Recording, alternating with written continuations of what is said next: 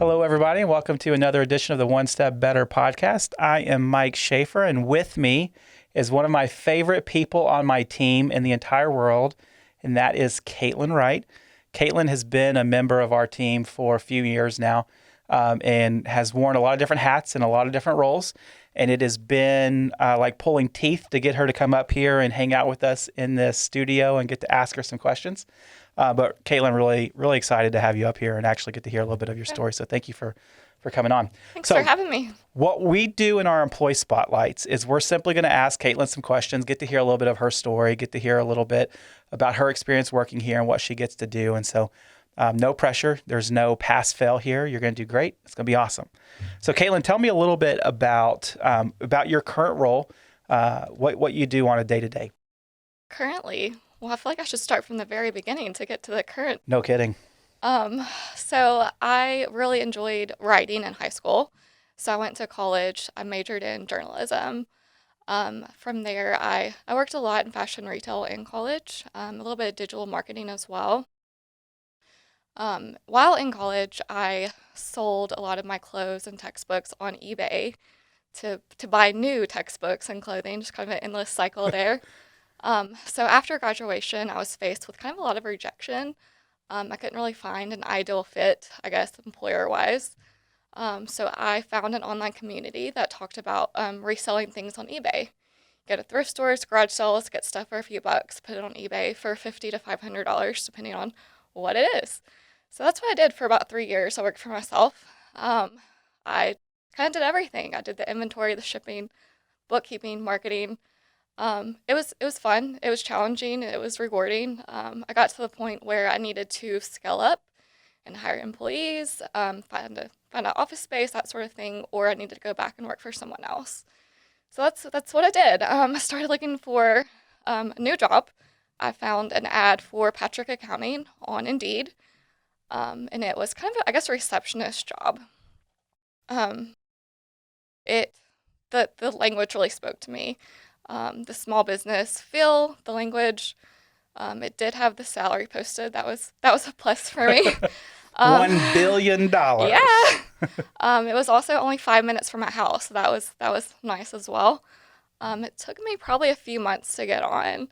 So I started kind of just as an admin, kind of a trained in front of house receptionist, back of house receptionist, just kind of a lot of hats, I guess. Really, I helped you and Matt with kind of like internal operational reporting. A lot of project type stuff originally. Yeah, absolutely. So I was part-time originally. Were you really? Yeah. I didn't know that. Yeah. How long were you part-time? 90 days until you asked me to come on full-time. What was your hire date? July 9th of July 9th? 2018. Yeah. Gotcha. Yeah. That's interesting. I didn't know that you started part-time. Yeah, I started part-time. And then you asked me if I wanted to come on board full-time and kind of oversee the hiring process. So I think that gap wasn't there, those extra hours. It's like, what are we going to do with Kaitlyn? Like, let's throw her into hiring. So I got to oversee that process. I got kind of the applicant tracking system. I solved attract and hire became kind of my baby. That was early 2019. Yeah. I got to just revamp our entire application process, our interview process, implement digital candidate testing. I'm really proud of that. We still use it today, so here we are. And it seems to be working. Why not? But that's kind of where I led to. With that, I also helped the accounting and tax teams kind of behind the scenes, just help them kind of stay organized and collect information so they could work more efficiently. And then I guess after about 2 years, you asked if I wanted to join your team, the payroll team, full time. And then we found a replacement for my accounting and kind of admin duties. So with switching to the payroll team full time, I got to help our clients with their hiring process and their training process. With that transition early this year, I got to kind of oversee our learning and development programs. So I kind of built all of that out for all of our departments here. Lately, my current role, to answer your question, 5 minutes later, is really just helping with the employee tax retention credit. And really just kind of helping our team wherever they need an extra set of hands just because I have worn so many hats, I'm able to jump in a Yeah. lot of different departments. So way back when you were, because I remember this in your original interview, way like 2018, you had mentioned, like you talked about, that you kind of started a little business and had something going with this whole eBay thing where you would go and find bargains at different places and then resell it on eBay. What is your biggest profit in a single item? Sure. So I found probably my favorite thrift flip is what you call it. It was a Zach Posen dress. It retailed for about $1,200. Holy moly. I got it for like 90 cents and then I sold it for $200. So that was like Wow. my biggest like profit margin there. Where So did that you was pretty find cool. it? So the Goodwill has a place called the Bargain Barn where they like put their extra stuff. They just like dump, you literally dig in bins. It's disgusting, but Yeah. you find really good stuff. Um, I found it there just like digging in a bin and like I could feel silk. Like I know what stuff feels like after doing it for so long. So I found it there, like my jaw dropped. I'm like, is this real? Like I was in denial. It was like a knockoff for the longest time, but like I found it on like real, like, nice websites. I'm like, this is exactly what I have. It took a while to sell just because it was an older season, Sure. but yeah, finally sold. I was proud of that. Did you, I would assume that over time you kind of get a feel for which brands are going to bring the biggest dollars. How long did it take you to really get comfortable with, hey, I know that this is something that I can actually flip? Yeah. Well, luckily I worked in fashion retail for about 5 years before I started the eBay So thing. you knew So the I knew stuff. stuff. Yeah. But it was surprising to see like some people didn't like certain brands that I loved. Like I had to deal with like what the market wanted and Yeah. had to adapt. I mean, I did make a lot of bad buys, but luckily if I'm paying so low, I just donate them and It's it's not the end of the okay. world. Yeah. Yeah. Yeah. I always find that interesting because I promise you, if I did that, it would not go well because I don't know a single thing about fashion at all or brands at all. It just wouldn't go well. So you've worn a lot of different hats when you first came on in the admin type role. You still wear a lot of different hats. And I think it's, from my end, it's a testament to your ability to adapt and conquer, adapt and conquer, adapt and conquer. You're a quick learner. You learn something once and you have like an expert level understanding of it, and which is super, super appreciative. But out of all of the things that you do, let's say in the last 3 or 4 months, what is your favorite part of your role? I think maybe even from the very beginning, just the technology. Matt Patrick, the owner here, he is just a tinkerer. He loves the latest and greatest. Some places I worked at before, everything was kind of at the end of life, and it's, well, if it's not broken yet, let's not fix it. So you're like dealing with a keyboard that might be falling apart. But I mean, Matt loves just the latest and greatest technology, and that's really rewarding for me because I love to learn new things and become an expert at them, like you just said. But that's just been really one of my favorite things here. If you do tour the office, you'll notice everyone has very large monitors and they are wonderful. They're very intimidating at first, but Yeah. I love that sucker now. Like I want one at home. And that was whenever we started going to the ultra wides. I don't know anyone who would say that they liked that in the first month or so. Everybody complained about it. They griped, "Oh, I want my 3 monitors back." Now there's no one that has. I think Becky may have. She still has like the normal monitor, but everybody else. We should need to get you an ultra wide. What are we doing? Yeah, we'll do that. Everybody else has these ultra wide jokers, and I'm the same way. I love that thing. It's so much more efficient. So at home, I have a laptop and a second monitor, and I'm like, this is wasting time. Like I'm about to the point, I'm about to buy one, so we'll Yeah. see. Yeah. They've come down in price significantly. Whenever they first came out, they were quite expensive, but you can get one now for $400-500. I have one at home, and my work setup is exactly the same as my home setup.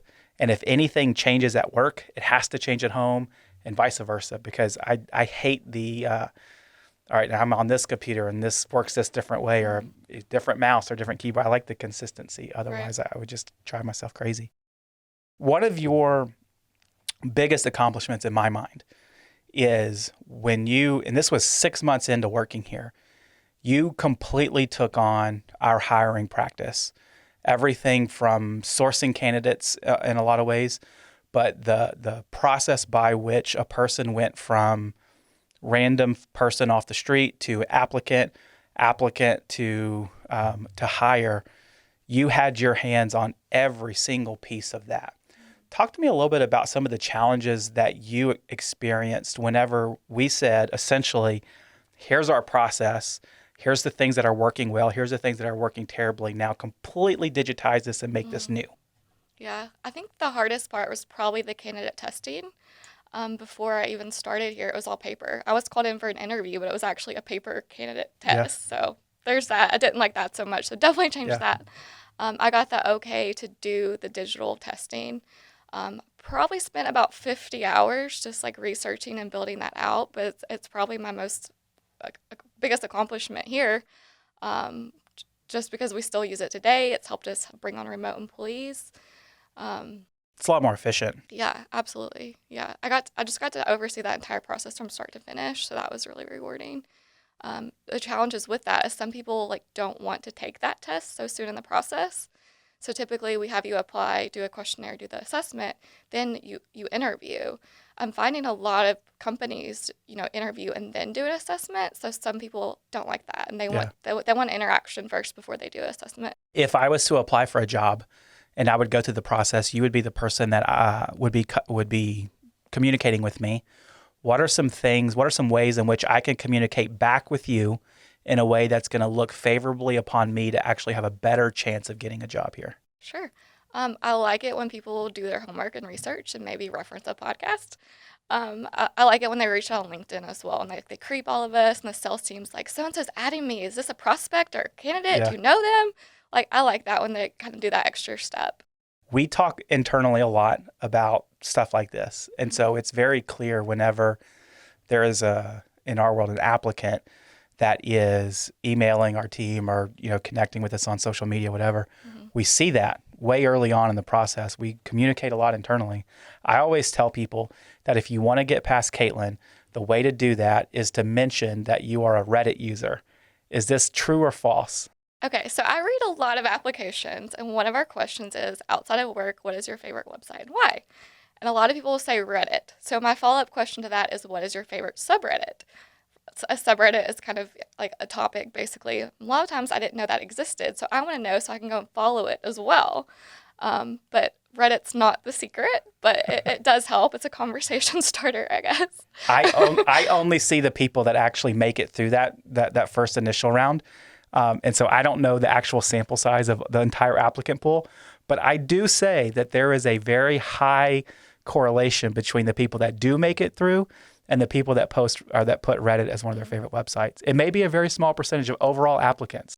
I'm going to go pull a report after this, and we can find out, and you can report it on the next podcast. That's right. There you go.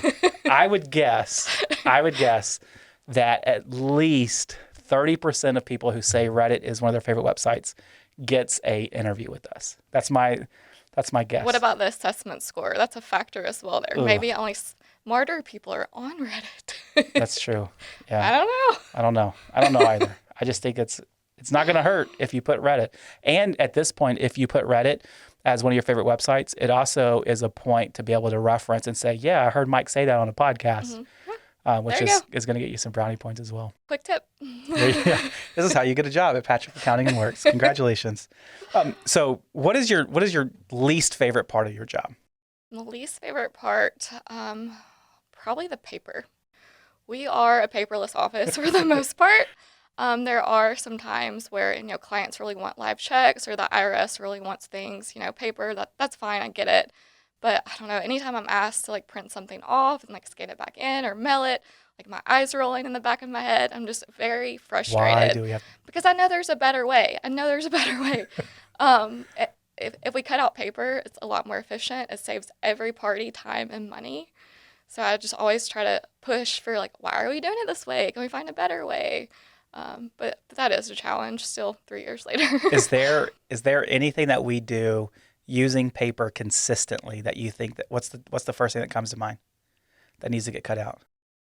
Probably filing tax returns, payroll returns. Yeah. Let's do it. Let's figure it out. Becky, write it down. Put it on the agenda. We're going to figure out we're going to change the IRS in every state in this country to accept our electronic filings. That's right. Life mission. That's very good. Well, Kaitlyn, I've really enjoyed getting to hang out and talk to you. I really appreciate you coming up here today. Last question that we ask everybody, and I know it's going to be a silly question, is what is your, no, not what is your favorite. If you could have any superpower in the world, what would it be? I would love to be telepathic. I have issues with speaking sometimes. I think finding the right words are hard. So just like looking at someone and connecting by thought, that would be super cool. That would just help me be a better communicator and have more empathy for others. That's awesome. I haven't thought about that one. That's a really good answer. Good job. There you go. Well, thank you guys for listening. If you've ever dealt with Kaitlyn in our office, you know how great she is.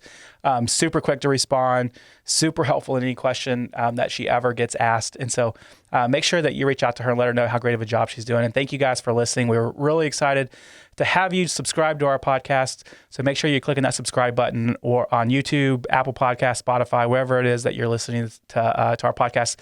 That way you always get the latest and greatest episode of the One Step Better podcast. Thanks, everybody, and have a great day.